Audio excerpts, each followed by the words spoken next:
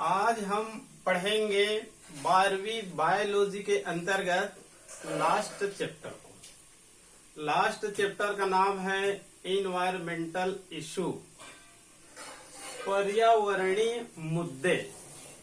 Generally तौर पर यह देखा जाता है कि जो पर्यावरण का जो चैप्टर है इस पर ज्यादा ध्यान नहीं दिया जाता है, क्योंकि ये बहुत ही सिंपल है और इन्वायरमेंटल इशू या फिर पर्यावरण शब्द आते ही कहने चाहिए प्रदूषण पर हमारा दिमाग जाता है। तो ये देखा जाता है स्कूलों में भी इसको सीरियसली से नहीं पढ़ाया जाता है। जो मेन चैप्टर है उनको बहुत सीरियसली से पढ़ाया जाता है और लास्ट का जो चैप्टर है इकोलॉजी, और इकोलॉजी का ये लास्ट चैप्टर है जो 5th यूनिट है 12वीं बायोलॉजी में इकोलॉजी। तो ये कहना चाहिए इकोलॉजी के अंतर्गत लास्ट चैप्टर है इन्वायरमेंटल इशू। ठीक है, ये इकोलॉजी के अंतर्गत ही आते हैं। तो आप लोग को मैं बताया था ये जो इन्वायरमेंट होता है, पर्यावरण होता है, मुख्य रूप से 5 तत्वों से मिलकर बना होता है। एक होता है वायु, सेकंड होता है जल, और तीसरा होता है भूमि, और चौथा होता है सनलाइट, और पांचवा होता है समस्त जीव, मतलब एनिमल और प्लांट। मतलब पर्यावरण 5 तत्वों से मिलकर बना हुआ है। क्लियर? एक प्रसिद्ध वैज्ञानिक है हीकल ने कहने की इकोलॉजी का परिभाषा दिया था, जो जीवधारी होते हैं और उसके चारों तरफ जो वातावरण होते हैं, जीवधारी और उसके चारों तरफ जो वातावरण होते हैं, दोनों के बीच पारस्परिक संबंधों का अध्ययन करना इकोलॉजी कहलाता है। ओडम ये भी प्रसिद्ध कहने की ये इकोलॉजी के साइंटिस्ट है। ओडम ने ये कहा था प्रकृति की संरचना और कार्यों का अध्ययन करना, प्रकृति की संरचना और कार्यों का अध्ययन करना ही इकोलॉजी है। इकोलॉजी 2 शब्दों से मिलकर बना हुआ है, एक होता है आइकोस और एक होता है लोगोस। इसका शाब्दिक अर्थ होता है वास स्थान का अध्ययन करना या फिर घर का अध्ययन करना। क्लियर? तो आज हम लोग विशेष रूप से पढ़ेंगे पर्यावरण। इसके अंतर्गत पॉल्यूशन के ही अध्ययन किया जाता है। ठीक है, तो यहाँ पर पर्यावरण का सबसे पहले एक सामान्य परिभाषा दिया गया है। जो पर्यावरण होते हैं मुख्य रूप से 5 या फिर 3 घटकों से मिलकर बना होता है। एक होता है वायु, सेकंड होता है जल, और तीसरा होता है भूमि। पर्यावरण कहने से मन में ये शब्द आना चाहिए, पर्यावरण मतलब वायु, जल, भूमि। और ये जो वायु होते हैं, जल होते हैं, भूमि होते हैं, ये विभिन्न घटकों से मिलकर बने होते हैं। तो इनके जो विभिन्न घटक होते हैं, जैसे कि वायु विभिन्न घटकों से मिलकर बना होता है। वायुमंडल का कहने चाहिए केमिकल कंपोजिशन देखेंगे तो उसमें विभिन्न प्रकार की गैसें पाई जाती है। जल का देखेंगे तो उसमें हाइड्रोजन, ऑक्सीजन पाई जाती है। और भूमि में भी कहने चाहिए विभिन्न प्रकार की घटकें पाई जाती है। तो इनके जो विभिन्न घटक होती है उनका एक निश्चित भौतिक गुण, रासायनिक गुण, जैविक गुण पाई जाती है। यदि कहना चाहिए इनके जो घटक होते हैं, इनके घटकों के भौतिक गुण, रासायनिक गुण, जैविक गुण, यदि तीनों में कोई भी परिवर्तन नहीं होगा, इन तीनों घटकों में कोई भी अवांछित पदार्थ नहीं आएगा, अवांछित पदार्थ नहीं आएगा तो इनके कोई भी गुणों में परिवर्तन नहीं होगा। यदि इनके गुणों में कोई भी परिवर्तन नहीं हो रहा है तब ये समझ लेना चाहिए कि प्रदूषण नहीं है। पर्यावरण क्या है? स्वच्छ है। वायु, जल, भूमि क्या है? स्वच्छ है।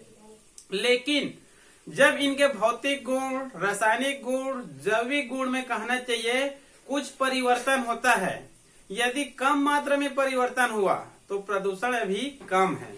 ज्यादा मात्रा में परिवर्तन हुआ तो प्रदूषण क्या हो गई है? बढ़ गई है। जितने ज्यादा उसमें चेंजेज होगा, जितने ज्यादा इसमें अवांछित पदार्थ आएगा और इनका जितने अधिक हानिकारक प्रभाव दिखेगा जीवधारियों के ऊपर, तब इसी को क्या कहा जाता है? प्रदूषण कहा जाता है। क्लियर? तो यहाँ पर हम लोग अब जानते हैं पोल्यूटेंट। पहला हो गया इंट्रोडक्शन, मतलब जो पर्यावरण होता है 3 घटक, और ये जो 3 घटक होते हैं विभिन्न घटक से मिलकर बना होते हैं। और विभिन्न घटकों में भौतिक गुण, रासायनिक गुण, जैविक गुण, यदि इसमें किसी प्रकार से परिवर्तन हो रहा है तो प्रदूषण प्रेजेंट है। किसी भी प्रकार का कोई भी प्रकार का परिवर्तन नहीं होता है तो प्रदूषण नहीं है। क्लियर। पोल्यूटेंट मतलब प्रदूषक वे पदार्थ या वे फैक्टर, वे पदार्थ या वे फैक्टर जो वातावरण को प्रदूषित करते हैं, प्रदूषक कहलाते हैं और इंग्लिश में पोल्यूटेंट कहलाते हैं। ये जो पोल्यूटेंट होते हैं पर्यावरण को प्रदूषित करने के आधार पर ये अनेक प्रकार का हो सकते हैं। मतलब ये पोल्यूटेंट एक ही प्रकार के नहीं होते हैं, पर्यावरण को प्रदूषित करने के आधार पर ये 10-15 प्रकारों का हो सकता है। ठीक है, तो यहाँ पर कुछ प्रकारों का हम लोग अध्ययन करते हैं जो पोल्यूटेंट है। क्लियर। पहला यहाँ पर है डिपोजिटेड मैटर, मतलब जमा हुआ पदार्थ या अवक्षेपित पदार्थ। ये पोल्यूटेंट है, प्रदूषक है। पहला प्रदूषक है डिपोजिटेड मैटर, मतलब जमा हुआ पदार्थ या फिर अवक्षेपित पदार्थ।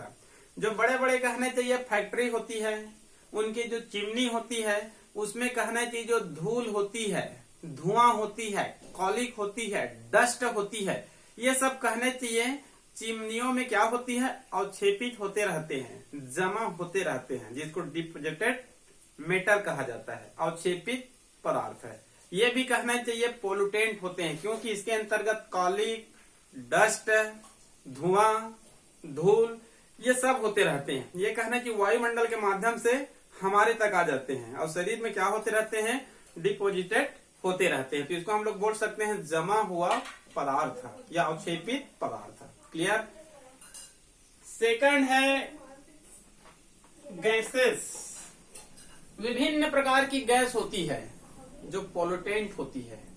ठीक है, यहाँ पर मुख्य जो पोल्यूटेंट है उसी का अध्ययन कर रहे हैं। तो जैसे कि यहाँ पर मैं लिख दिया हूँ गैसेस के अंतर्गत SO2 sulphur dioxide, CO2 carbon dioxide, NO nitrogen के ऑक्साइड, N2O ये भी नाइट्रोजन के oxide, NO2 nitrate, hydrogen sulphide, ammonia, chlorine, fluorine ये सब कहने चाहिए गैसेस है। ठीक है, जो कहने चाहिए पोल्यूटेंट के रूप में कार्य करते हैं, ये सब कहने चाहिए हानिकारक गैसेस है। इनका अध्ययन आगे चलकर हम लोग और करेंगे। ठीक है, उसके बाद है केमिकल कंपाउंड, रासायनिक यौगिक। बहुत सारे रासायनिक यौगिक है जो पोल्यूटेंट के रूप में कार्य करते हैं। तो एक दो का नाम यहाँ पर मैं लिख दिया हूँ, जैसे कि HF हाइड्रोजन फ्लोराइड, ये है फांसजिन, शॉर्टकट लिख दिया हूँ फांसजिन, ये है डिटर्जेंट। ठीक है जी, अपमार्जक। ये सब कहना चाहिए केमिकल कंपाउंड है, इनकी संख्या बहुत अधिक है, लंबी लिस्ट है। उसके बाद है मेटल, मतलब धातु। कुछ धातु भी होते हैं जो पोल्यूटेंट के रूप में कार्य करते हैं। पहला है मरकरी, पारा। इसको कई बार पूछा जाता है यहाँ पे क्वेश्चन ऑब्जेक्टिव वगैरह में। ठीक है, पहले कई बार ये पूछा जाता था कि वह कौन सी धातु है जो द्रव रूप में पाई जाती है। तो केवल एक ही धातु है जो कहना चाहिए द्रव रूप में पाई जाती है, मरकरी।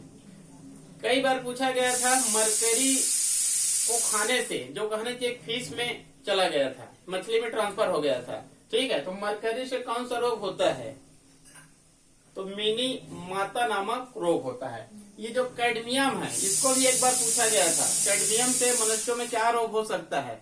तो एक बार कहना चाहिए इटाई नामक रोग हो गया था। कैडमियम से इटाई और पारा या फिर मरकरी से मिनी माता नामक रोग हो गया था। ठीक है, इसी प्रकार से जिंक, लेड, आर्सेनिक ये सब मेटल है जो पोल्यूटेंट के रूप में कार्य करते हैं। आर्सेनिक, इनसे एक बार क्वेश्चन आया था कि किस पदार्थ से, किस धातु से कौन सा रोग हो सकता है। तो वहां पर उत्तर में लिखा था black foot disease, black foot disease arsenic से। वहीं पर एक और क्वेश्चन आया था नाइट्रेट, NO3 नाइट्रेट से क्या रोग होता है। तो उत्तर में था blue baby syndrome, blue baby syndrome. आगे चलकर और अध्ययन करेंगे। उसके बाद है radio active substance, radio active पदार्थ। ठीक है, रेडियो एक्टिव पदार्थ के अंतर्गत यूरेनियम, प्लूटोनियम, इंफ्रांसियम, पीजियम ये सब कहना चाहिए रेडियो एक्टिव पदार्थ है। ठीक है, यूरेनियम, प्लूटोनियम, इंट्रांसियम, सीजियम, ये रेडियो एक्टिव पदार्थ है। हालांकि इनका उपयोग कहने चाहिए मेडिकल में भी होता है, ऊर्जा उत्पादन में भी होता है, पनडुब्बी संचालन में भी होता है, लेकिन ये भी पोल्यूटेंट के रूप में भी कार्य करते हैं। ठीक है, आगे आप पढ़ेंगे इसके बारे में, रेडियो एक्टिव पॉल्यूशन के बारे में। उसके बाद है फर्टिलाइजर मतलब उर्वरक। उर्वरक मतलब जो कारखानों में बनाए जाते हैं, जिसमें रासायनिक पदार्थ पाए जाते हैं, उसी को उर्वरक कहते हैं। ठीक है, भूमि की उर्वरक शक्ति को बढ़ाने के लिए या फिर कहना चाहिए अधिक से अधिक प्रोडक्ट या फिर अधिक से अधिक उत्पादन को बढ़ाने के लिए कहना चाहिए फर्टिलाइजर का उपयोग किया जाता है। जो घरों में बनाई जाती है उनको कहना चाहिए गोबर की खाद या फिर कंपोस्ट खाद या फिर जैविक खाद, ये सब कहा जाता है। लेकिन जो कारखानों में बनाई जाती है उसको फर्टिलाइजर या फिर उर्वरक कहा जाता है। इसमें मुख्य रूप से एनपीके होता है। NPK nitrogen, phosphorus, potassium. जो यूरिया होती है वो भी एक उर्वरक है। यूरिया में कहना चाहिए नाइट्रोजन की प्रतिशत 46% होती है। एक बार 12वीं में ऑब्जेक्टिव में पूछा गया था, यूरिया में नाइट्रोजन की प्रतिशत, इनकी प्रतिशत होती है 46% होती है। ठीक है जी, तो कहना चाहिए जो एनपीके होते हैं ये भूमि की उर्वरक शक्ति को तो बढ़ाते जरूर है, लेकिन ये भी कहना चाहिए पोल्यूटेंट के रूप में कार्य करते हैं। क्लियर। उसके बाद है सीवेज। सीवेज मतलब जो शहरों में कहना चाहिए जो नालियों में जो गंदे पानी बहते रहते हैं, ठीक है, उस गंदे पानी में कहना चाहिए कुछ कार्बनिक पदार्थ हो सकते हैं, अकार्बनिक पदार्थ हो सकते हैं, कुछ बैक्टीरिया वायरस भी हो सकते हैं, डिटर्जेंट भी हो सकते हैं, यूरिया भी हो सकते हैं। मतलब जो शहरों में जो नालियां होती है उसमें जो गंदे जल बहते रहते हैं उसी को क्या कहा जाता है, सीवेज कहा जाता है। ये भी पोल्यूटेंट के रूप में कार्य करता है। क्लियर। उसके बाद है इकोनॉमिक पॉइजन। इकोनॉमिक पॉइजन के अंतर्गत कुछ पेस्टिसाइड्स को दिया गया है। ठीक है, पेस्टिसाइड्स हो सकते हैं, इंसेक्टिसाइड्स हो सकते हैं, वीडिसाइड्स हो सकते हैं, फंगिसाइड्स हो सकते हैं। फंगिसाइड्स मतलब फंजाई को नष्ट करता है, इंसेक्टिसाइड्स मतलब इंसेक्ट को नष्ट करते हैं, वीडिसाइड्स मतलब खरपतवार को क्या करते हैं, कंट्रोल करते हैं। क्लियर। तो ये तो कहना चाहिए बहुत अधिक हानिकारक होते हैं जो पेस्टिसाइड्स होते हैं। क्लियर। उसके बाद कुछ अन्य भी हो सकते हैं जो पोल्यूटेंट के रूप में कार्य करते हैं, जैसे कि साउंड, आवश्यकता से अधिक साउंड, हीट मतलब उष्मा, आवश्यकता से अधिक उष्मा, ये सब क्या है, पोल्यूटेंट है। तो ये कहना चाहिए ये सब क्या है, पोल्यूटेंट है। जमा हुआ पदार्थ है, विभिन्न प्रकार की गैसें, विभिन्न प्रकार के रासायनिक यौगिक, विभिन्न प्रकार के धातु, विभिन्न प्रकार के रेडियो एक्टिव एलिमेंट्स या फिर substance, fertiliser, sewage, economic poison, इसके अंतर्गत विभिन्न प्रकार के पेस्टिसाइड्स आते हैं। और अदर के अंतर्गत साउंड्स, आवश्यकता से ज्यादा ध्वनि, और एक हीट भी आते हैं, उष्मा, आवश्यकता से ज्यादा उष्मा। ये सब क्या है, पोल्यूटेंट है जो वातावरण को क्या करते हैं, प्रदूषित करते हैं। क्लियर। उसके बाद टाइप्स ऑफ पोल्यूटेंट। ये तो विभिन्न प्रकार के पोल्यूटेंट तो हैं, लेकिन इसी पोल्यूटेंट का प्रकार, ये विघटन के आधार पर दो प्रकार का है। विघटन के आधार पर दो प्रकार का है। मतलब जो पोल्यूटेंट होते हैं किसी का विघटन हो जाता है, मतलब अपघटन हो जाता है, किसी का विघटन या फिर अपघटन नहीं होता है। तो ये विघटन या फिर अपघटन कौन करेंगे, विभिन्न प्रकार के माइक्रो ऑर्गेनिज्म, सूक्ष्म जीवी। आप लोग को इकोसिस्टम में मैं पढ़ाया था, जो डिकम्पोजर होते हैं, डिकम्पोजर के अंतर्गत विभिन्न प्रकार के बैक्टीरिया होते हैं, फंजाई होते हैं, एक्टिनोमाइसिटीज होते हैं एंड अदर माइक्रो ऑर्गेनिज्म आते हैं, जो प्रकृति में पाए जाने वाले जटिल कार्बनिक पदार्थों को सिंपल कार्बनिक पदार्थों में क्या कर सकते हैं, तोड़ सकते हैं। तो विघटन के आधार पर ये पोल्यूटेंट दो प्रकार का हो सकता है। पहला क्या है, बायोडिग्रेडेबल, और एक होता है नॉन बायोडिग्रेडेबल। बायोडिग्रेडेबल और नॉन बायोडिग्रेडेबल।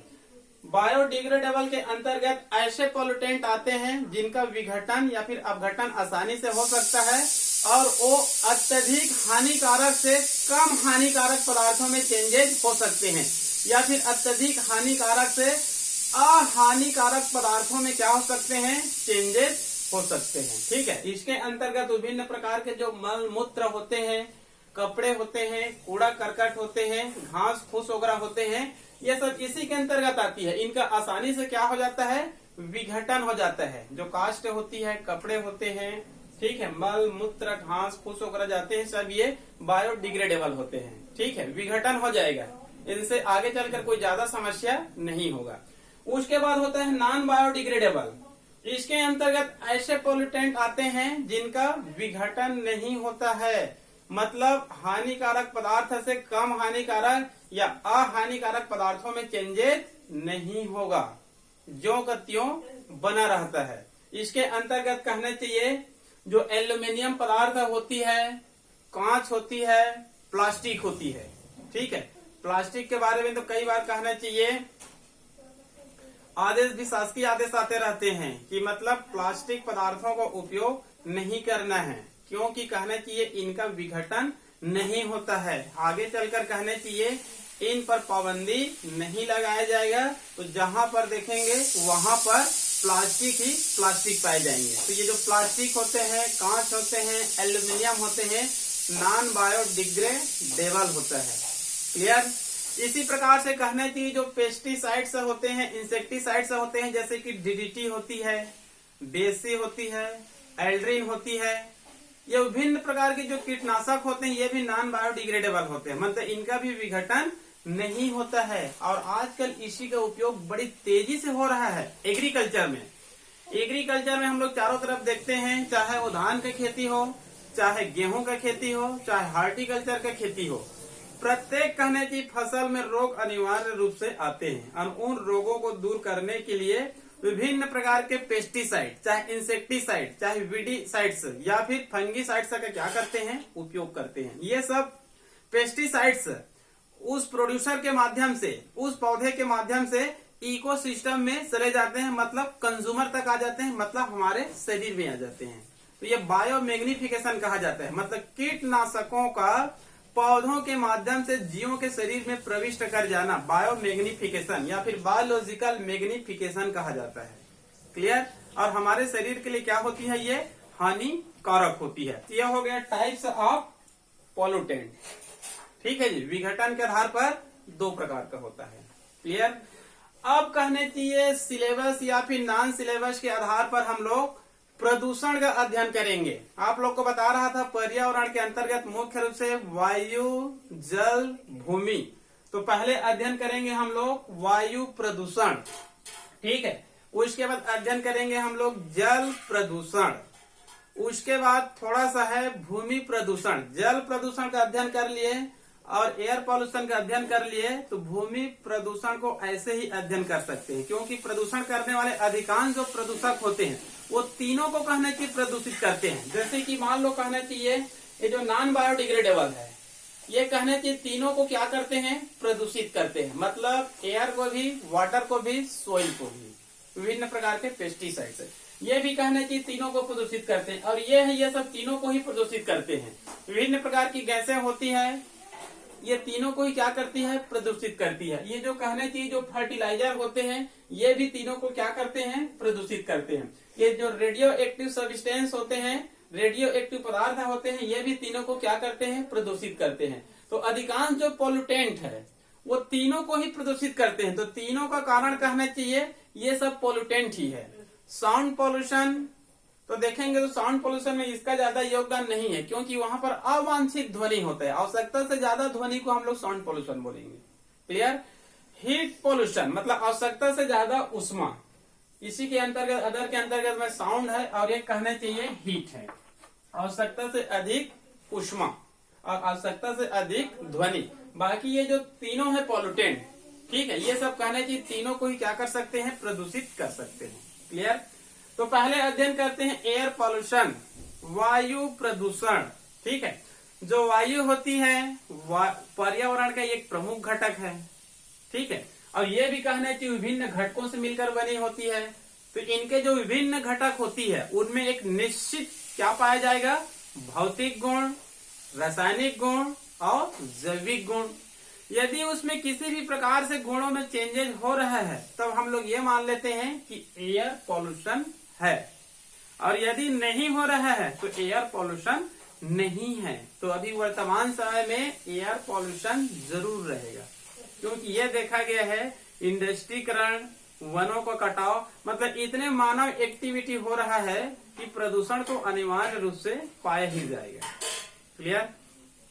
तो यहाँ पर देखते हैं एयर पॉल्यूशन, वायुमंडल। ये जो कहना चाहिए हमारे चारों तरफ जो वायु है वही वायुमंडल है, उसी में कहना चाहिए पॉल्यूशन हो रही है।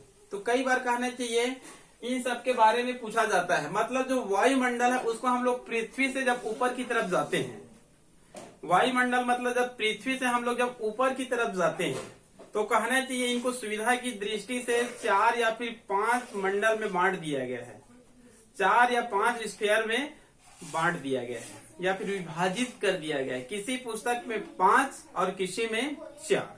ठीक है, तो यहाँ पर मैं 4 स्फीयर को लिख दिया हूं। ठीक है, पहला है ट्रोपोस्फीयर, सौर मंडल। सेकंड है स्ट्रेटोस्फीयर, समतापी मंडल। उसके बाद है आयनोस्फीयर, मतलब आयन मंडल। और चौथा है एक्सोस्फीयर, मतलब बाह्य मंडल।